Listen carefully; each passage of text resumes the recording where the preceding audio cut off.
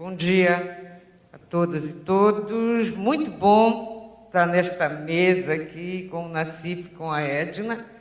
Eu estou falando aqui não como pesquisadora, ou também como pesquisadora, mas muito mais como militante do movimento, e particularmente do movimento negro. Tá? E, nesse sentido, eu comecei a pensar a questão da Amazônia e da nossa região. Como é que o Brasil enxerga a nossa região? O Brasil não enxerga a região norte, de um modo geral, a partir das nossas vozes, a partir das nossas falas. O Brasil ainda enxerga a nossa região a partir de uma narrativa que é a terceira margem do Euclides da Cunha. Tá? Então, nós vínhamos conversando, saímos para o lanche, eu e Edna, nós nos livramos com a cabanagem, né, do colonialismo internacional e entramos num colonialismo interno, cruel, que não nos conhecem por aquilo que a gente diz quem somos, que nos conhece por aquilo que disseram que nós somos. Tem uma narrativa sobre nós, e uma narrativa que não avançou da terceira margem do Euclides da Cunha. Tá? Da mesma forma, a narrativa que foi feita sobre o Nordeste com os sertões. Mas o Nordeste, até um certo ponto, está conseguindo romper com essa narrativa. Mas nós não conseguimos romper com a narrativa da terceira margem do Euclides da Cunha, porque nós somos invisibilizados. Tá? Essa é a grande questão. O Brasil tanto pensa e pensa na nossa região a partir do promontório, né? É o olhar para nós do promontório que fala o Mignolo. Ele nos olha e nos vê pela narrativa do Euclides da Cunha, que ele tem utilizado a nossa riqueza para enriquecer o resto do país. Quer dizer, aquela história do celeiro do mundo, ela é posta em prática no cotidiano. Tá? E sem que sejamos ouvidos, sem que sejamos considerados. Num determinado momento, o Brasil pensou até em políticas de ação afirmativa para a região norte e nordeste. A primeira experiência no Brasil de política de ação afirmativa, ela é pensada considerando a desigualdade regional do país.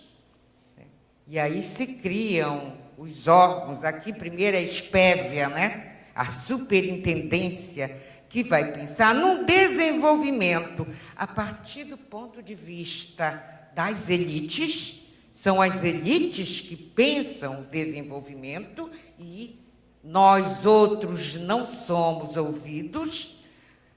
Aí se cria políticas para combate às desigualdades regionais. Se criam, inclusive, organismos que vão ser responsáveis para esse combate da desigualdade regional. Daí a Sudene, que agora não é mais Sudã nem Sudene, né? Foram mudadas, mas foram organismos criados para combater a desigualdade regional.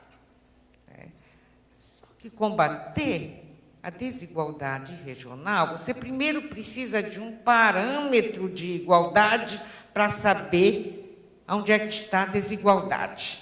Este parâmetro é o conceito de desenvolvimento das elites, evolucionista, como falou a Edna. E aí você cria essas políticas diferenciadas em teses, mas que não escuta a população. Ninguém da sociedade civil foi ouvido para dizer como pensava essa política de combate à desigualdade regional. Ninguém. Então, as políticas até vêm, mas elas não atingem a todos, que também não é o objetivo atingir. Aí eu fico me perguntando mais fundo, não será o que está movendo todo esse pensar e todo o estabelecimento dessa narrativa sobre nós, não será um pensamento racista muito forte? Porque, afinal, quem são as pessoas que vivem na região amazônica? Esta é uma região que, pela narrativa da terceira margem, é uma região que possui muitos indígenas, no caso, muitos índios, né? Indígenas, na verdade, é uma identidade política adotada pelos próprios protagonistas. No caso lá, muitos índios. E o que tem acontecido com os nossos povos indígenas desde o início da colonização? Eles são vítimas de genocídio. Então, por isso,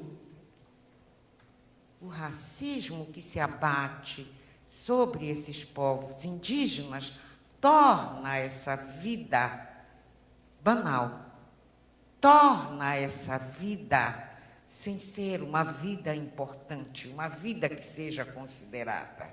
Por isso, quanto mais índio morrer, quanto mais índio desaparecer, melhor para o desenvolvimento.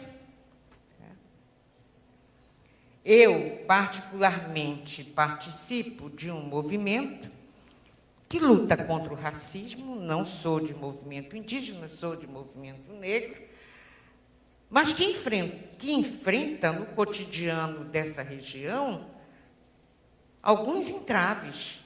Um dos entraves é de não ser reconhecido a existência de movimento negro na região amazônica, porque na narrativa lá do Euclides da Cunha, aqui não tem negros, tá? Os negros estão no Nordeste. Mas uma narrativa que é desmentida pelos censos, porque no Pará 74% da população é preta e parda. Porque o Pará é o terceiro maior estado no país com número de comunidades quilombolas. Mas a narrativa vigente nos cabeções e nas mentalidades sul-sudeste é que aqui não tem negros. Então, a gente enfrenta isso no cotidiano. Quer dizer, você chega no movimento negro, numa conferência nacional, aí, mas você é do Pará? Né? Tem negro lá? Essa é o que está por trás, o subtexto. Né? Então, na verdade, eu digo que o que embasa a relação nacional e que alimenta esse discurso, essa narrativa em relação à Amazônia, em relação a nós, é um racismo boçal. Ele está por trás, embasando. É um racismo, inclusive, que justifica os empreendimentos etnocidas e genocidas de que falou a Sônia aqui. É um racismo que justifica, em nome de um embranquecimento da sociedade, é um racismo que tem justificado as mortes cotidianas É um racismo que tem justificado que as populações sejam arrancadas das suas terras, de memória, inclusive, porque suas terras foram alagadas por causa do empreendimento, por causa da hidrelétrica.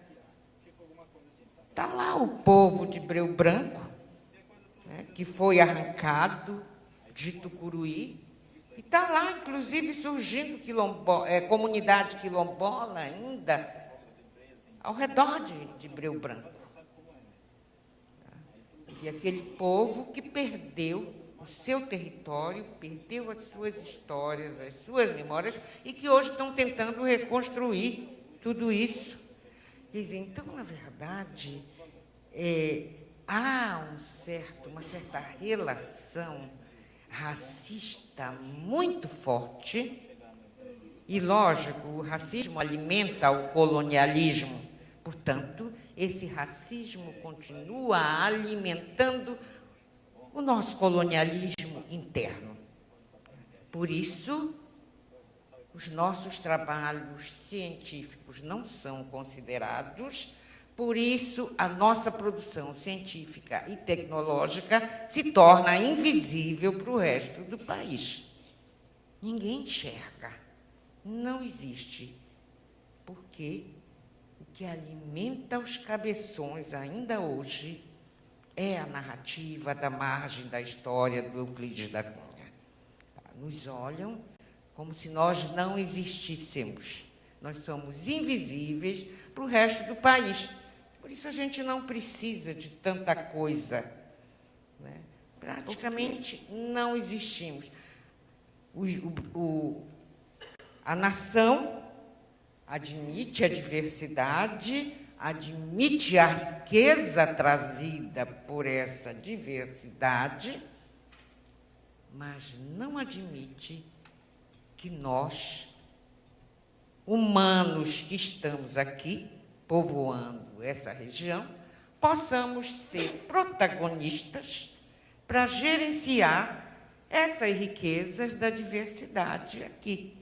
Por isso os projetos vêm de fora. E a gente ainda é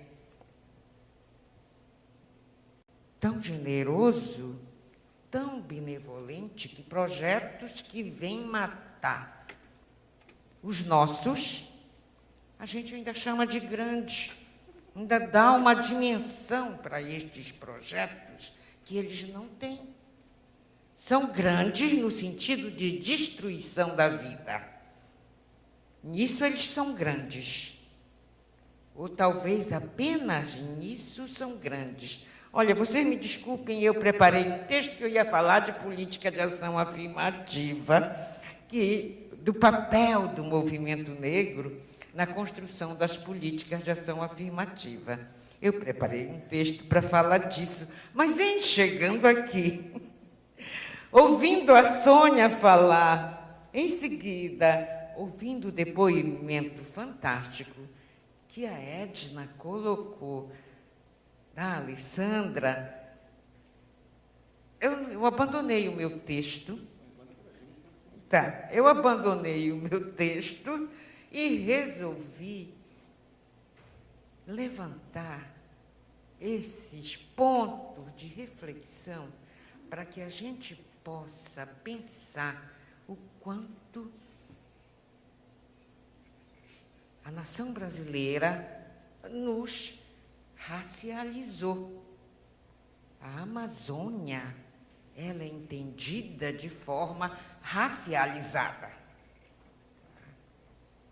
Por isso a gente é menos importante, por isso o que importa é só o território. Aqueles que estão lá não importam. São incapazes de pensar sequer no bem daquele território. Outros têm que pensar por nós, outros têm que vir para cá e fazer aquilo que nós somos incapazes de fazer, porque fomos racializados pelo resto do país. Portanto, somos incapazes e precisamos sempre, a modo dos nossos povos indígenas, sermos tutelados pelo Sul-Sudeste. Essa é a forma de pensar. E isso é de um racismo boçal que a gente precisa discutir, que a gente precisa enfrentar e que a gente precisa chamar, no mínimo, os nossos parceiros intelectuais das universidades, chamar para essa discussão. Em que medida esta questão da Amazônia ter sido racializada, em que medida o racismo dos nossos parceiros do Sul-Sudeste tem contribuído para mais mortes da diversidade que compõe o nosso território. Tá? Então, muito obrigada. Eu abandonei meu texto e resolvi que a gente tem que pensar essas questões. Muito obrigada, Nascimento. Bom, muito obrigado a você, mas espero que você mande texto para a gente depois incluir aqui na... Bom...